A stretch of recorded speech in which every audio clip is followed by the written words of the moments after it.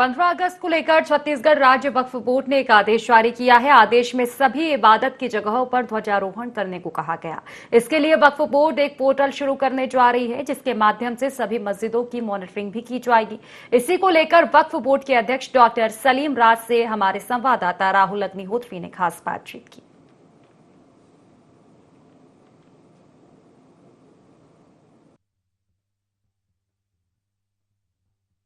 15 अगस्त 1947 जब देश को आज़ादी मिली, आज़ादी के 75 साल हो चुके हैं और आज़ादी के पर्व को लेकर के विशेष तरीके के जो उल्लास है वो देश में देखी जाती है।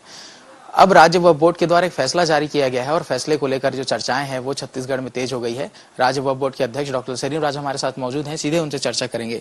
सलीम राज जी, देखें तो एक आदेश आप लोगों के द्वारा जारी किया गया है, मस्जिद परिषद के बाहर, मस्जिद परिषद के अंदर में जो तिरंगा है उसे फहराने की बात आप लोग कह रहे हैं। क्योंकि राष्ट्रीय पर्व है, हिंदू, मुस्लिम, सिख, ईसाई सब धर्मों का है। भारत माता की धरती में हम हैं, तो राष्ट्रीय ध्वज फहराने और तिरंगा फहराने की मुस्लिम समाज से अपील की गई है।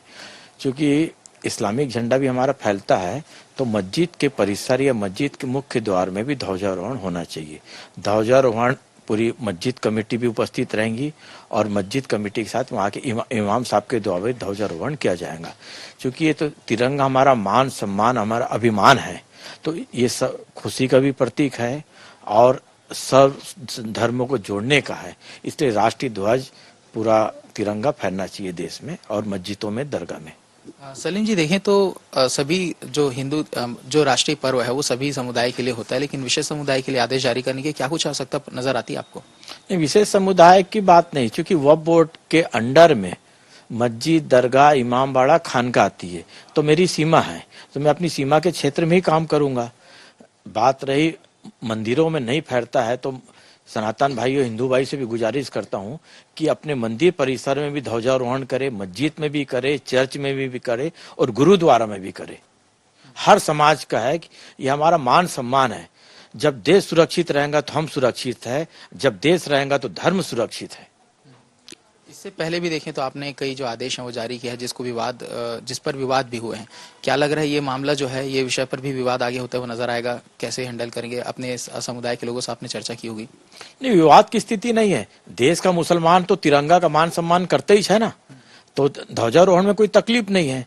कुछ कट्टरपंथी के द्वारा जो पाकिस्तान समर्थक रहेंगे वही लोग ध्वजारोहण नहीं कर पाएंगे।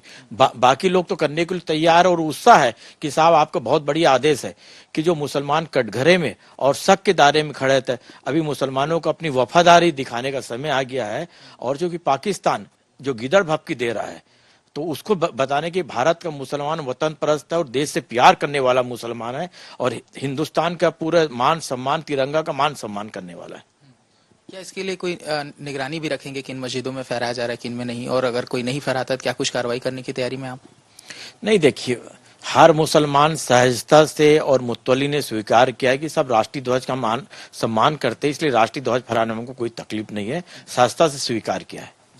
आने वाले वर्षों के लिए कुछ और नई तैयारियां आपके लिए, जैसे जो राष्ट्रीय पर्व होते हैं उसको लेकर के? क्योंकि राष्ट्रीय पर्व अभी 3 दिन बाकी है, तो तैयारी हो नहीं पाएंगी। अगले वर्ष हम सोचे हैं कि मस्जिद, दरगाह में लाइटिंग होना चाहिए और एक संदेश जाना चाहिए कि भारत का मुसलमान भी वतन परस्त है, देश से प्यार करता है।